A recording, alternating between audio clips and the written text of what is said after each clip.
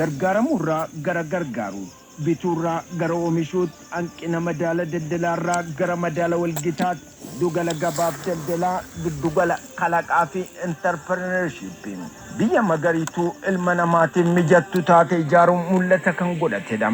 Paartiin badhaadhinaa birmadummaa dinagdee mirkaneessuudhaaf mul'inni qabatee fi hojiin hojjechaa jiru biyya badhaadhina hunda galeessa qabdu ijaaruudha. Badhaadhina hunda galeessi dhugoomuu kan danda'us ilaalcha qeenxee keessaa ba'uudhaan waloominni akka dagaagu gochuu yoo danda'amedha.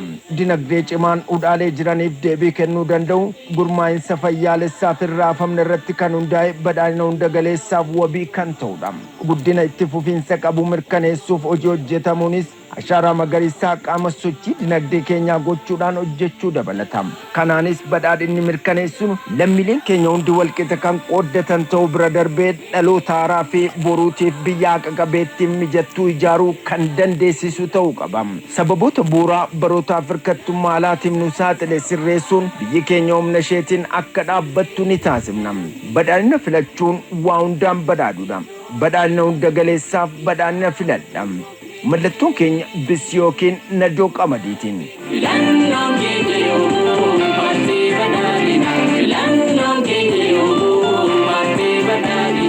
Kabajamtoota uummata biyya keenyaa fi naannoo keenyaa. Waggoottan dhufan shanan keessas qaala'insa gatii hundeerraa furuuf hojii oomishtummaa guddisuuf dhiyeessii fooyyessuu ni hojjetama.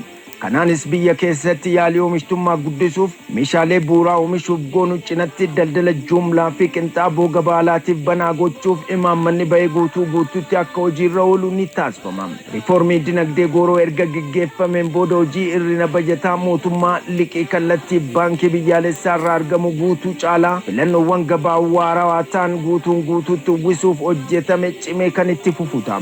Imaammata maallaqaa bu'a qabeessa ta'e cimsinee hojiirra oolchuu qaala'insa gatii waliin wal qabatee baankii biyyaalessaa xiinxala garaagaraa gaggeessuu akka danda'u humna isaa cimsuu cancaloota gabaa hin barbaachifne dhabamsiisuuf gabaabsuu sirna gabaa oomisha biyya keessaa ammayyeessuun sochii gatii biyyaalessaa fayya qabeessa gochuuf ni hojjetama. Waldaalee hojii gamtaa meeshaalee bu'uuraa nyaataaf oolan gatii madaalawaan akka dhiyeessan deeggarsaa hordoffii fi to'annoon ni taasifama. Cancala dhiyeessii si'ataa gochuuf cimsuun qaala'insi gatii namtolchee furuuf gabaa sanbataaf dilbataa babal'isuun shamattootaaf oomishtoonni kallattiin akka wal quunnaman hojiiwwan jalqabaman amma dhiyeessii fi uwwisaatiin akkasumas sadarkaa isaanii fooyyessuun hawaasaaf qaqqabama akka ta'an ni hojjenna. Qaala'insa gatii meeshaalee bu'uuraa jireenya lammiilee irratti dhiibbaa qaqqabsiisan to'achuu fi paartiin keenya dameelee oomishtummaa fi dhiyeessii meeshaalee bu'uuraa guddisan irratti xiyyeeffannoo addaatiin ni hojjetama. Dameewwan dinagdee hundaan carraa hojii waarawaa gaatee qulqullina qabu uumuuf xiyyeeffannoon kenname akka hojjetamu ni taasisama. Kutaa hawaasaa saaxilamaaf seeftineetii fi gargaarsa garaagaraatiin jiraatu gara oomishtummaatti ceessuun akka of danda'u gochuuf ni hojjetama. Humna oomishtummaa indaastirii guddisuun paarkiiwwan indaastirii jiran hunda humna guutuun hojiitti galchuun hojiiwwan qonnaaf daldalaa deeggaruu fi bu'uuraalee misoomaa babal'isuun hojii uumuun cinatti dargaggoota hojii daldalaa bu'a qabeessa ta'an irratti gurmeessuun magaalaaf baadiyyaatti carraa hojii babal'isuuf ni hojjetama.